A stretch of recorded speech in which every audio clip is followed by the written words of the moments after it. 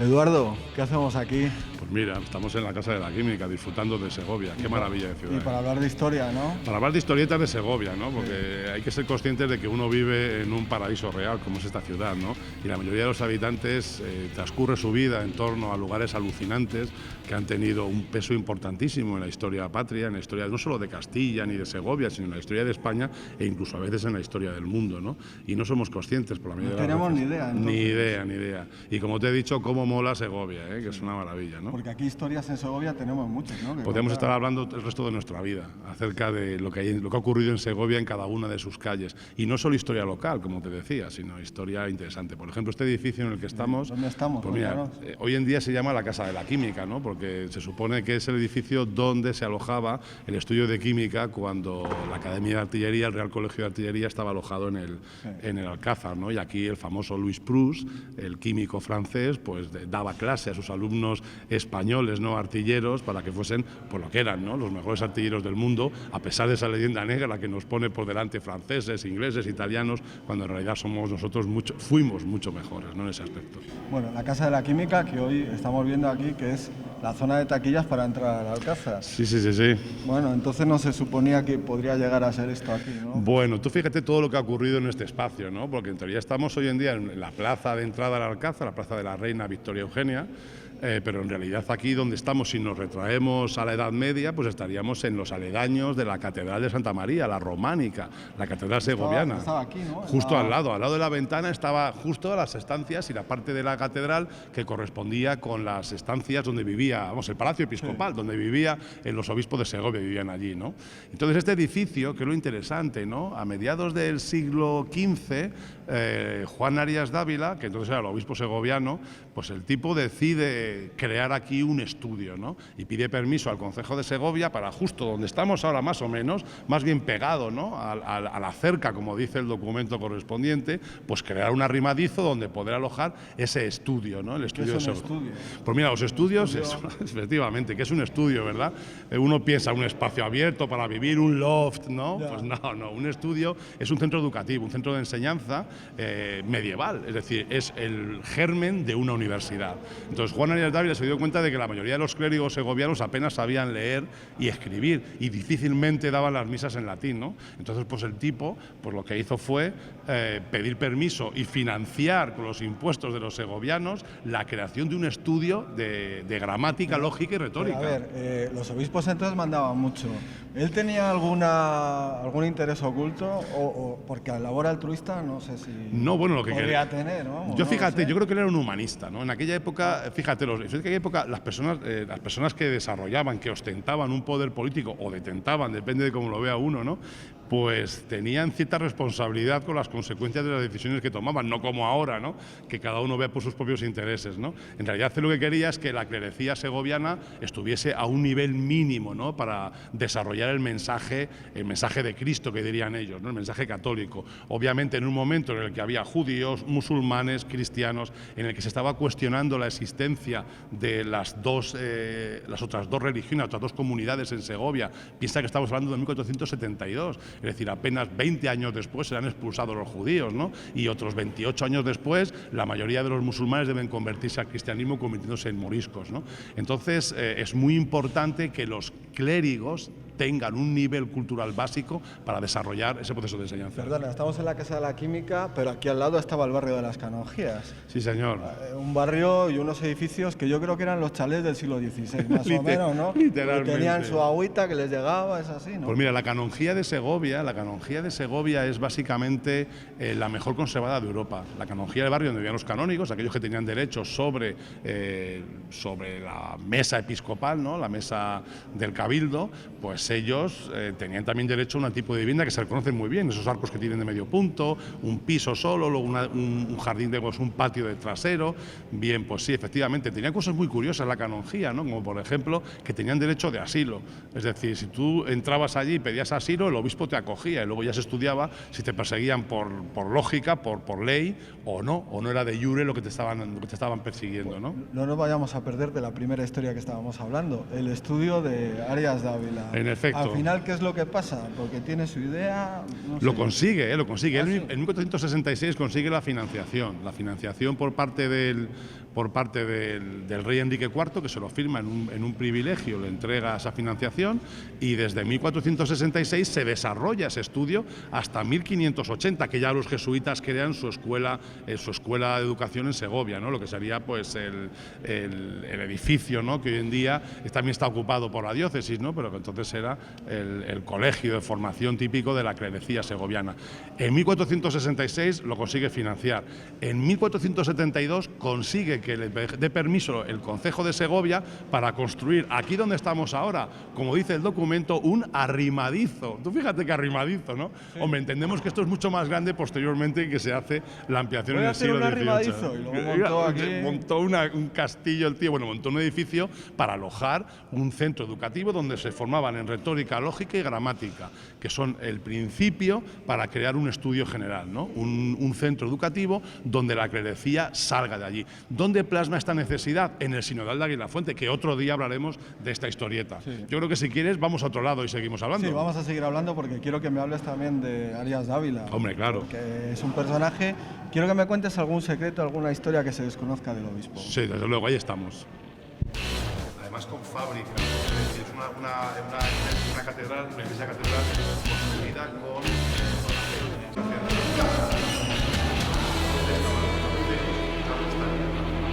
Bueno, Eduardo, estábamos hablando de Juan Arias Dávila y yo, la verdad es que me llama mucho la curiosidad cómo era un obispo entonces y sobre todo cómo era este señor, que debía tener una personalidad un poco complicada. Bueno, pues es uno de los obispos más... Sí, vamos para allá. Te decía que era uno de los obispos más sorprendentes, ¿no? que ha habido aquí en Segovia probablemente, ¿no? En general un obispo en la Edad Media pues es un señor, es decir, es un señor desde el punto de vista de un señor medieval, es decir, un señor que desarrolla el poder en un territorio, en este caso es un poder basado en lo eclesiástico, en lo religioso, pero es igual que podía ser un conde, un duque, un marqués, asociados a un señorío, ¿no? Pues el señorío en este caso es un señorío eclesiástico, ¿no? Entonces es un personaje, generalmente son muy poderosos, algunos han sido básicos en la historia de España, como por ejemplo Alfonso Carrillo, del que algún día hablaremos, o el cardenal Cisneros, por ejemplo, ¿no? Bueno, en el caso de Juan Arias Dávila es más sorprendente aún, porque él es un tipo formado, humanista, estudioso, amante de la lectura. Piensa que la Catedral de Segovia tiene más de 500 incunables y que el primer impresor de España lo trajo él a Segovia a trabajar a unos pocos metros de aquí, ahí allá, ¿no? Entonces, lo más sorprendente aún todavía a partir de eso es que Juan Arias Dávila era descendiente de judíos. Su padre, Diego Arias, era hijo de un judío. ¿Y eso cómo lo tapaba? Porque bueno, eso... pues siendo católico, ya sabes tú, más papista que el Papa, ¿no? Pues haciéndose más católico que nadie, llegando a ser el tío que fue obispo de Segovia. ¿No tendría enemigos que le buscaran un poquito las vueltas? Indudablemente, los últimos días de su vida los pasa en Roma, intentando demostrar que su padre no era judaizante, porque sus padres fueron exhumados y fueron juzgados por judaizantes, ¿no? Y él también se le investigó por temas de ser judaizante, es decir, de mantener costumbres judías aún siendo católico, ¿no? Obviamente, enemigos políticos. Este hombre, fue elegido, es chico, ¿verdad, no? Bueno, fue elegido obispo siendo un chavalín, con apenas 20 años. ¿Y cómo les elegían siendo tan jóvenes? Pues un problema de regalismo, es decir, el propio rey, avalado por su cámara, toma la decisión de nombrar obispo a este chico. Y es tan joven que tienen que ponerle un obispo interino hasta que coja la edad y pueda ya con 24 o 25 años hacerse con el obispado de Segovia. Y lo que desarrolla es un proceso revolucionario en la ciudad. Reforma, convoca sínodos, el sínodo de Aguilafuente, por ejemplo, que genera el primer libro escrito en España, y por supuesto la creación del estudio de lo que estábamos hablando, la creación del edificio donde está hoy la Casa de la Química, un poquito más atrás, pegado a la muralla, y la reconstrucción de los palacios episcopales que habían sido destruidos un siglo antes. Bueno, este hombre hace lo del estudio para formar a sus clérigos, etcétera, etcétera.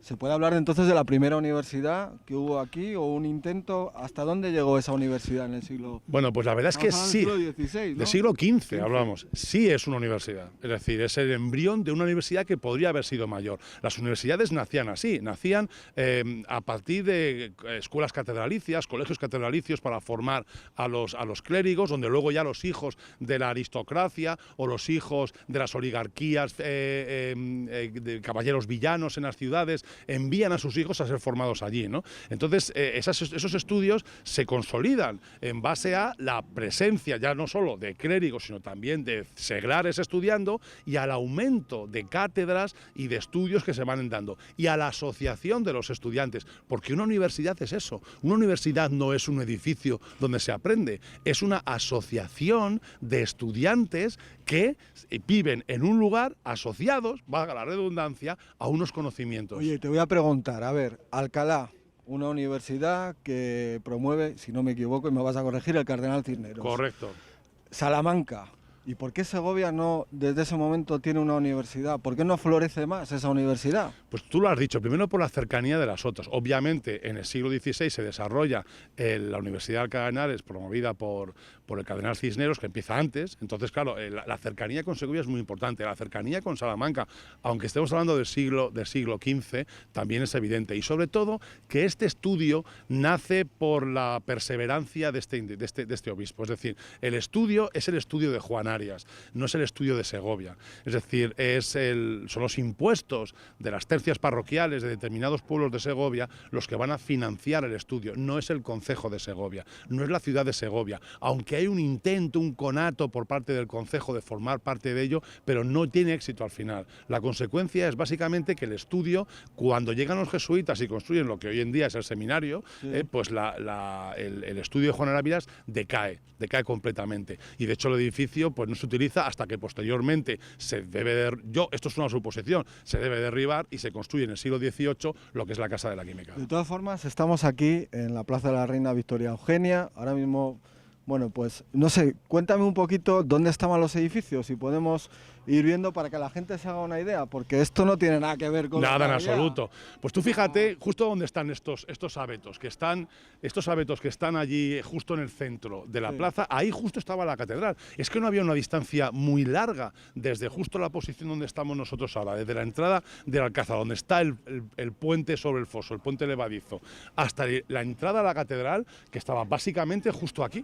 Estaba básicamente justo aquí. Y entonces, a la derecha nuestra, hacia donde está la Casa de la Química ahora, allí lo que teníamos eran las casas episcopales, el Palacio Episcopal. El Palacio Episcopal que, por cierto, había sido destruido en el siglo XIV. Hacia 1324, en una verdadera guerra que se produce en la ciudad de Segovia entre los dos gobernadores, entre los dos regentes, que no me sale la palabra, entre los dos regentes del rey Alfonso XI, que era un rey niño, que es lo peor que puede ocurrir en un territorio, es que haya reyes niños, porque todo el mundo se pega por controlar al rey, porque controlas al rey, controlas los sellos del rey y puedes legislar, porque no hay... entre ellos. Claro, y hay dos facciones, que una es la facción de don Juan Manuel, el famoso escritor, el del conde Lucanor que estudiábamos de niño, bueno, y la de su sobrino hermanastro, que es don Felipe. Entonces, esas dos facciones van a luchar por controlar el resto de ciudades, la fidelidad de las ciudades, para que sean reconocidos solo ellos como regentes. Y eso provoca que don Juan Manuel, al que por cierto las fuentes le ponen de vuelta y media, porque decían que era un tío muy autoritario, que era muy áspero, decían, ¿no? Imagínate, para que en la Edad Media digan de un tío que era áspero, ¿no? Como tenía que ser, como la lija el 8, ¿no? Entonces el caso es que don Juan Manuel coloca como gobernadora de Segovia a una mujer de la aristocracia segoviana, de la aristocracia villana, que era doña Mencía del Águila, ¿no? Entonces doña Mencía del Águila domina la ciudad de Segovia, pero la mayoría de los caballeros de Segovia y el obispo son partidarios de don Felipe, porque dicen evidentemente que es justo lo contrario, que es una persona mucho más accesible y más amable que don Juan Manuel.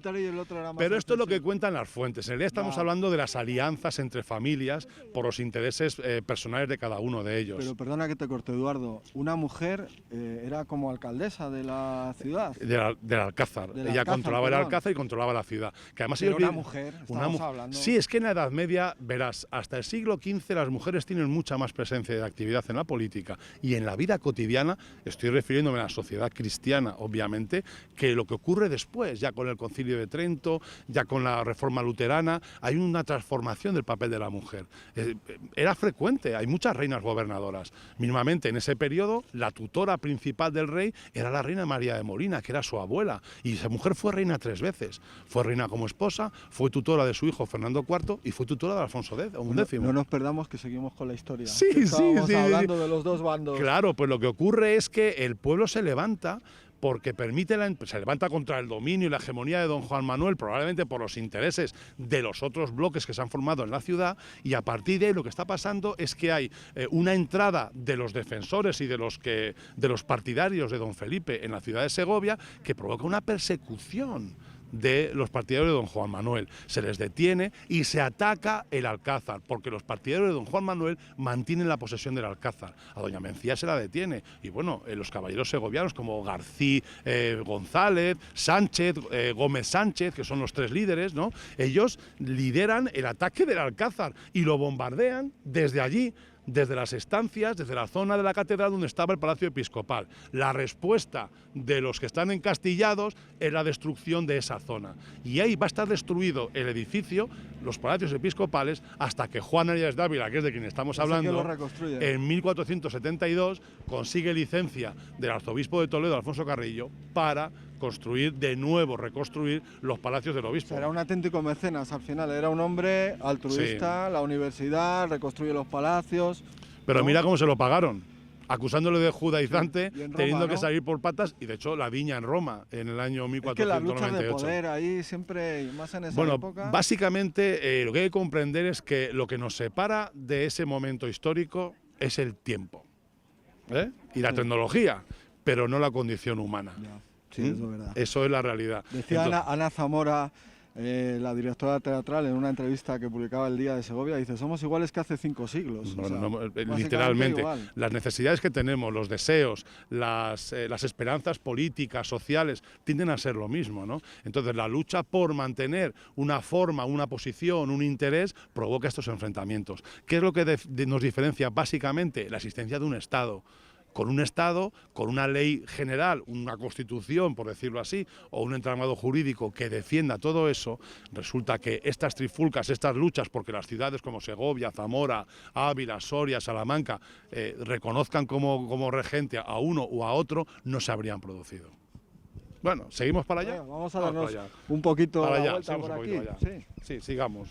Vamos a imaginarnos en esta parte del Alcázar. ¿En qué parte estaba exactamente la catedral? Bueno, mira, en esta parte de aquí, donde estamos andando ahora justo, lo que habría a este lado sería el claustro. El claustro, uno de las torres, y luego el campanario principal y las naves centrales de la catedral. O sea que en este lateral que estamos ahora mismo nos encontraríamos el claustro, que por cierto, el claustro de la catedral, vamos por aquí, el claustro de la catedral de Santa María, la románica, es el que está ahora en la catedral actual de Segovia. Le trasladaron, sí. Claro, le trasladaron piedra a piedra, lo desmontaron, que somos finos en Segovia con eso, porque también lo hicimos con la iglesia de San Miguel, que la cogimos trocito, pero eso ya hablaremos otro día cuando nos dediquemos a hablar de Isabel la Católica, ¿no? Que te tengo que preguntar también el carácter de los segovianos, porque sí, claro, sí. Esto es una prueba más de que con pelotas, coraje, ¿no? Con un par de pelotas, sí, bueno. Dijimos, nos llevamos eso para allá. Bueno, básicamente piensa que Segovia es una ciudad de caballeros, de campesinos, que han decidido dejar el trabajo en el campo y se han dado cuenta de que con la guerra es más fructífero y más posible encontrar un beneficio para sobrevivir. Entonces, básicamente, los segovianos, con ese excedente agrícola, empiezan a dedicarse a la guerra y consiguen una condición aristocrática, que es la caballería, son los caballeros villanos, que son los más despreciados de la aristocracia, porque son los más bajos, son los que menos tiempo llevan como aristócratas, son los que tienen los escudos nobiliarios más chiquitines, sí. Pero también son los que más pelotas tienen. Y los más temidos. Y los más temidos, los más guerreros, ¿no? Bien, entonces ya te digo, si quieres vamos hacia allá y nos salimos a la terraza y ahí podemos hablar, te cuento un poquito cómo funciona esto y por qué está todo aquí, ¿no? Porque está todo apelotonado aquí en Segovia, ¿no? Vamos para allá, además. Venga, empiezan a llover, vámonos para allá. Venga, vámonos para allá.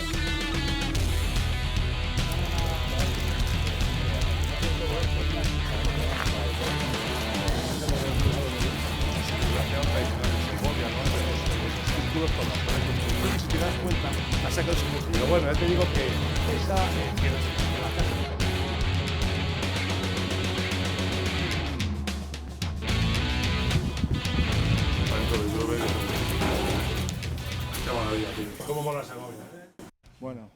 ¿no? Eduardo, entonces el arrimadizo Claro, es en ese esa trozo de zona de allí. la casa de la Claro, la casa de la fíjate, hombre, no sabemos la distancia aproximada que era autorizado el concejo, los regidores de Segovia, porque había 3 regidores vigilándole.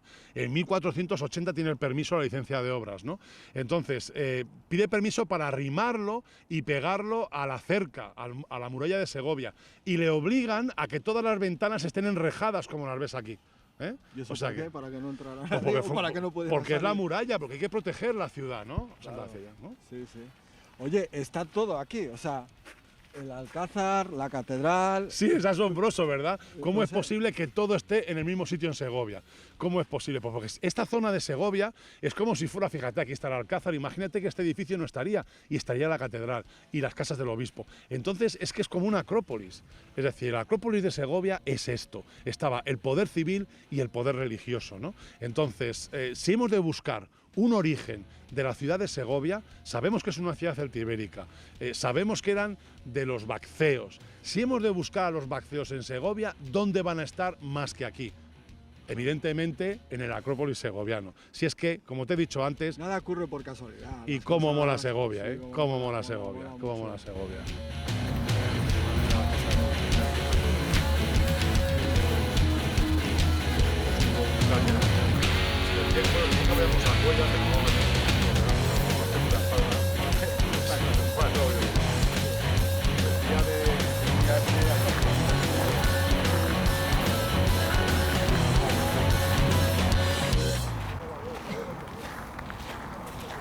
Bueno, Lorenzo, Andrés, Eduardo, el primer día de grabación y nos ha llovido un poquito, pero aquí ya estamos tomando algo, ya reponiendo fuerzas. Estamos en la gloria, pero ya sabes que Segovia mola, llueva, nieve, truene o haga un sol maravilloso. Y también con esta niebla estupenda y este orvallo que dicen los asturianos, pues da gusto, ¿no? Sí. Oye, nos quedan muchas historias que contar. Muchas. Para la semana que viene, ¿nos puedes dar un anticipo?